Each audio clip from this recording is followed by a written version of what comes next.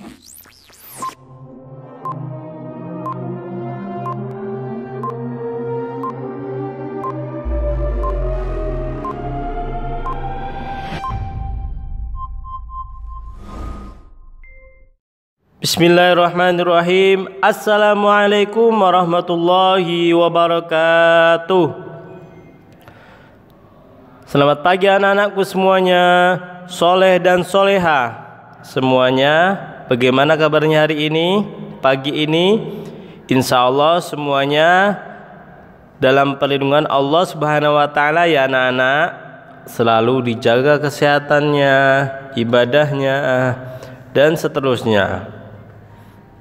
Insya Allah pagi ini kita semuanya sebelum memulai kegiatan terlebih dahulu kita mandi terlebih dahulu, sarapan terlebih dahulu, dan banyak yang lainnya. Oke anak-anak, pagi ini kita berjumpa lagi dalam pelajaran Al-Quran dan Hadis. Kali ini kita akan membahas sedikit tentang Surah Al-Kafirun ya. Jadi di bab pertama dalam pelajaran Al-Quran Hadis ini kita akan belajar tentang Surah Al-Kafirun. Sudah tahu anak-anak bagaimana Surah Al-Kafirun itu? Insya Allah semuanya sudah tahu ya. Dan Pak Mutazam yakin kok di kelas 3 mesti sudah banyak yang hafal tentang Surah Al-Kafirun. Baik anak-anak, sebelum kita memasuki surah Al-Kafirun terlebih dahulu kita akan membaca ayatnya ya. Surah Al-Kafirun. Baik, yuk sama-sama kita membaca ya. A'udzu billahi minasy syaithanir rajim. Bismillahirrahmanirrahim. Qul ya ayyuhal kafirun la a'budu ma ta'budun wala antum 'abiduna ma a'bud wala ana 'abidum ma 'abadtum wala antum 'abiduna ma a'bud lakum dinukum waliyadin. Shadaqallahul azim. Baik, itu tadi surah Al-Kafirun ayat 1 sampai 6. Baik, setelah ini kita akan membaca artinya. Arti dari surah Al-Kafirun. Yuk kita membaca bersama-sama ya anak-anak. Artinya, katakanlah Muhammad, wahai orang-orang kafir. Ya, jadi ini yang berkata Nabi Muhammad SAW. Wahai orang-orang kafir, aku tidak akan menyembah apa yang kamu sembah, dan kamu bukan penyembah apa yang aku sembah, dan aku tidak pernah menjadi penyembah apa yang kamu sembah, dan kamu tidak pernah pula menjadi penyembah apa yang aku sembah. Untukmu agamamu dan untukku agamaku. Surah Al-Kafirun ayat 1 sampai dengan 6. Baik anak-anakku, sekarang kita akan sedikit membahas tentang isi kandungan surah Al-Kafirun. Apa saja yang ada di isi kandungan surah Al-Kafirun? Surah Al-Kafirun merupakan surah yang ke-109 dari 114 dari surah yang ada di dalam Al-Quran. Jadi Al-Kafirun ini anak-anak termasuk surah yang kategorinya pendek ya, bukan panjang. Kemudian surah Al-Kafirun terdiri dari 6 ayat dan termasuk surah Makkiyah. Apa itu Makkiyah anak-anak? Ayo, masih ingat dak? Surah Makkiyah adalah surah yang turun di Mekah sebelum Rasulullah SAW hijrah ke kota Madinah. Selanjutnya, nama surah Al-Kafirun diambil dari ayat pertama, yaitu bagaimana bunyinya? Qul ya ayyuhal kafirun. Seperti itu. Al-Kafirun artinya orang-orang kafir. Apa itu orang kafir anak-anak?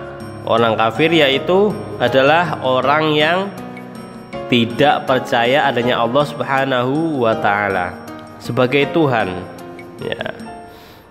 Lanjut. Kemudian surah Al-Kafirun menjelaskan tentang perbedaan Tuhan yang disembah umat Islam dan orang-orang kafir.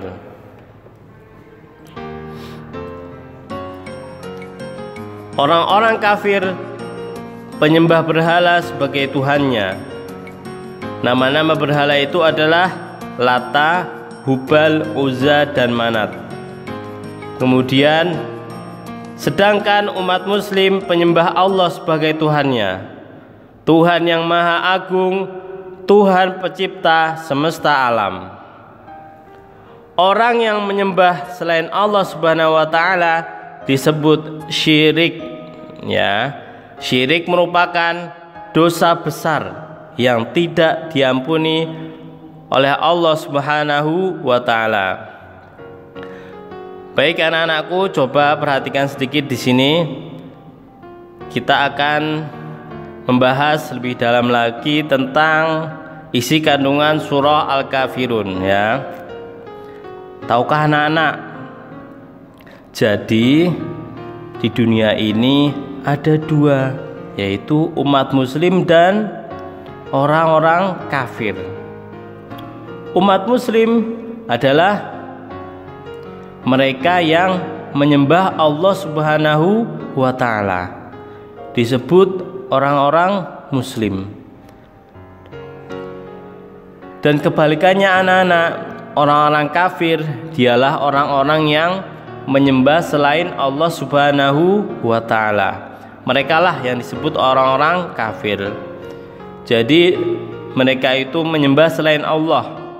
Entah Tuhan apa yang mereka sembah. Nah, untuk pembahasan di sini di surah Al-Kafirun itu disebutkan bahwasanya orang-orang kafir di sini adalah orang-orang pada zaman Rasulullah SAW. Pada zaman Rasulullah SAW, orang-orang kafir itu banyak sebagian mereka menyembah berhala, ya. Jadi berhala itu dianggap oleh mereka itu sebagai Tuhannya. Dan banyak berhalanya. Di antaranya nama-namanya siapa? Itu ada 4, Lata, Hubal, Uzza, dan Manat. Inilah 4 nama berhala yang mereka sembah, yang orang-orang kafir sembah ya. Lalu bagaimana hukumnya anak-anak? Ketika kita menyembah selain Allah Subhanahu wa Ta'ala. Tahukah anak-anak, orang yang menyembah selain Allah Subhanahu wa Ta'ala itu disebut dengan syirik, dan mereka akan dimasukkan ke dalam neraka Allah Subhanahu wa Ta'ala. Siapakah orang yang syirik itu? Ya, syirik disebut juga dengan orang yang menyekutukan Allah Subhanahu wa Ta'ala ya. Itu. Jadi orang yang menyekutukan Allah Subhanahu wa Ta'ala akan dimasukkan ke dalam neraka jahanam. dan dosanya tidak diampuni oleh Allah Subhanahu wa taala. Ya, seperti itu. Selanjutnya, surah Al-Kafirun juga berisi tentang bersikap toleransi dalam kehidupan sehari-hari. Toleransi yaitu sikap saling menghormati dan saling menghargai perbedaan dalam masyarakat. Sebagai seorang muslim, kita harus menghormati orang yang berbeda agama dengan kita. Kita tidak boleh mengejek dan menjelek-jelekkan agama orang lain. Kita harus berteman dan berbuat baik dengan semua orang tanpa membedakan agamanya. Coba perhatikan sini anak. Ya. Selain surah Al-Kafirun itu juga menjelaskan tentang Tuhan Allah, tentang umat Islam itu menyembah Allah dan orang-orang kafir itu menyembah selain Allah atau berhala. Surah Al-Kafirun juga menjelaskan tentang bersikap kita, tentang toleransi dalam kehidupan sehari-hari. Apa itu anak-anak? Toleransi itu, toleransi yaitu sikap saling menghormati dan saling menghargai dalam perbedaan dalam masyarakat. Tahukah anak-anak, kita ini sebagai muslim itu istilahnya disebut rahmatan lil alamin, rahmat bagi seluruh alam semesta. Apa itu rahmat? Rahmat adalah kasih sayang, ya. Jadi di dalam Islam diajarkan kita harus selalu dalam kasih sayang kepada siapapun, kepada sesama, kepada orang lain, ya. Kemudian kepada makhluk Allah juga, dan semuanya. Islam mengajarkan kita tentang kasih sayang kepada siapapun, kepada orang lain, kepada hewan, kepada tumbuhan dan makhluk hidup lainnya. Karena apa? Karena Allah Subhanahu wa taala telah memerintahkan kepada kita untuk selalu kasih sayang kepada sesama. Bayangkan, Allah saja sangat sayang kepada makhluknya, apalagi kita sebagai makhluknya itu juga harus mempunyai rasa kasih sayang juga terhadap makhluk lainnya. Tahukah anak-anak, Allah Subhanahu wa taala juga memberi nikmat loh kepada makhluknya, kepada siapapun yang beriman maupun yang tidak beriman. Coba bayangkan, Allah Subhanahu wa taala itu memberi nikmat itu di dunia ini juga kepada orang-orang kafir. Coba kita lihat, walaupun mereka itu tidak beriman, nyatanya mereka juga masih hidup, masih bisa makan, masih bisa minum, masih bisa mempunyai kendaraan, bisa pergi kemana-mana, ya, bisa bersilaturahmi kemana saja, bisa berkunjung kemana saja, dan banyak lagi. Itulah salah satu tanda sikap kasih sayangnya Allah Subhanahu wa taala kepada makhluknya. Jadi tanpa pilih-pilih, tanpa pilih kasih, tanpa tebang pilih. Oh ini ya, ini enggak. Oh ini dikasih, ini tidak. Tidak begitu, ya. Allah Subhanahu wa taala mengajari kita tentang sikap toleransi, sikap saling menghormati dan menghargai kepada siapapun, kepada semua makhluk hidup yang ada di dunia ini.